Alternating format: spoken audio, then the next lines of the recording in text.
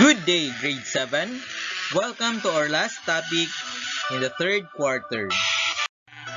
Our topic for today is divided into two lessons, namely, Lesson 1, the panel discussion, and Lesson 2, raising thought-provoking questions in a panel discussion. Our objectives for today's lesson is first, define what panel discussion is and identify its members. Familiarize the procedures in a panel discussions. Select the most sensible question. Write thought-provoking questions based on the given topic and complete the given script by writing questions. So the first topic for today's lesson is the panel discussion. Have you participated in a class discussion when you were in grade 6? While listening to your teacher and your classmates, was there a question in your mind that you want to ask? Have you answered some of your teacher's questions? So there are different types of group discussion.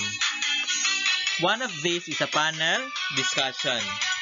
In this lesson, you will learn what a panel discussion is, including the members who participated and the procedures.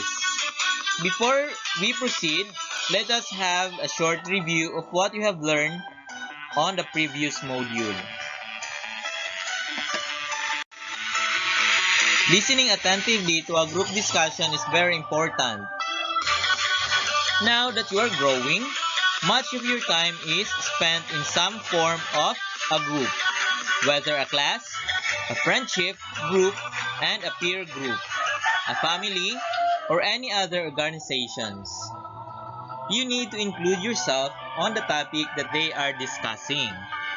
You may ask sensible questions to make a discussion more meaningful. Asking sensible questions in any group discussion is encouraged so that there will be a lively discussion. How will you ask sensible questions? This module helps you how to do it. But first, let us discuss one of the group discussion, which is panel discussion.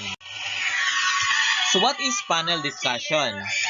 Panel discussion is a small group discussion which consists of 4 to 5 well-informed persons who sit at the table on a platform or stage before the group.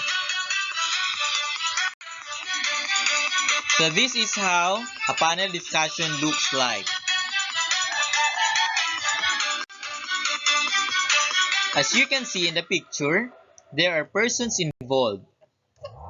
Can you guess the role of each person? So let us discuss who they are and their roles. Here are the members in a panel discussion with their respective roles. Moderator. Moderator is the leader who tries to make the flow of the proceedings or actions function as smoothly as possible. He addresses the audience, announces the topic, and introduces the panel members, and interprets statements made by the audience and resolves possible conflicts among or between the panel members and the audience. Next is the panel members, or they are the discussants, or a guest of the given topic. They answer the questions raised by the moderator. The third is the audience. They are the viewers or listeners. They may also raise questions to the panel members. The following are procedures in a panel discussion that have been used effectively. The leader or moderator introduces the topic, and the panelists present their views and opinions regarding the issue. The panelists discuss the issue or topic and also react to another or other panel members' view and opinions. A specific amount of time should be set. The leader or moderator closes the discussion and provides a summary of the panel presentation and discussion.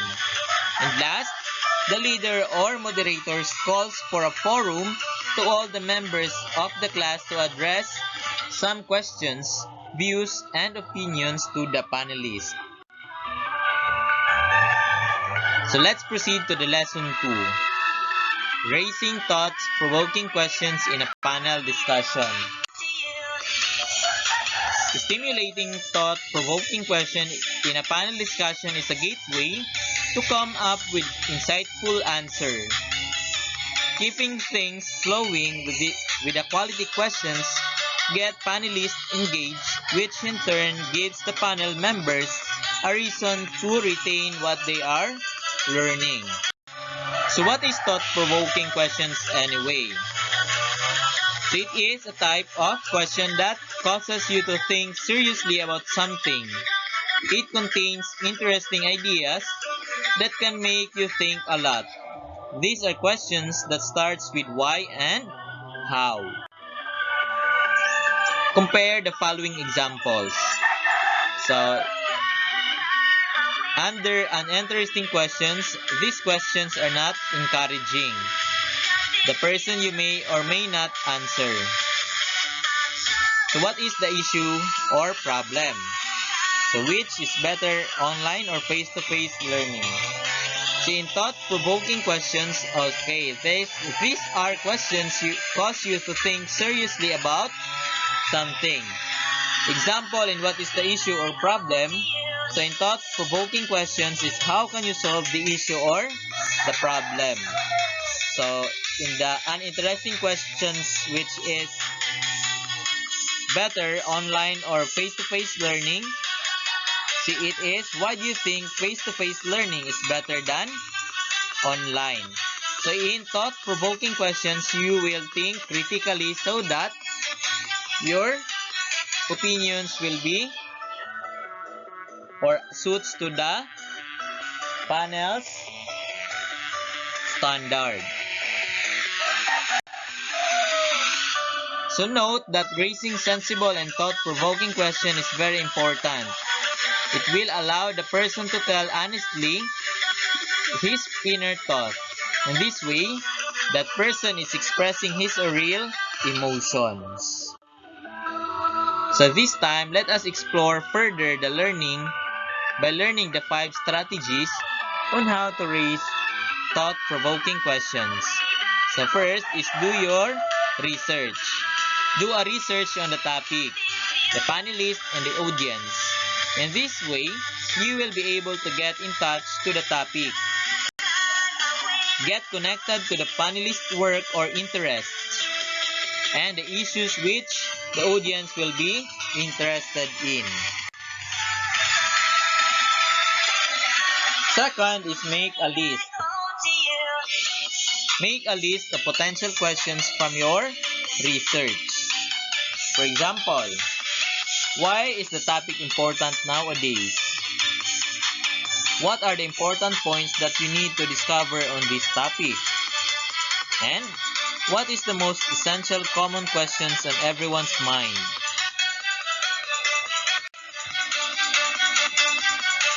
Third is choose the most essential questions. Delete questions that are not necessary and choose questions which you think are important to the topic. Fourth is sequence your questions. Your questions should be sequenced so that the panel members and the audience will really understand every bit of information. Strategic. Start with questions that are designed to discuss what is happening in the world.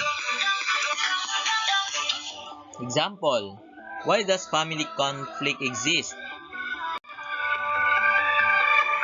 So your question should be sequenced so that panel members and audience will really understand every bit of information.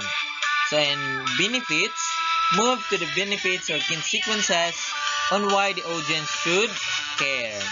Example, Why are children equally affected when family conflict occurs?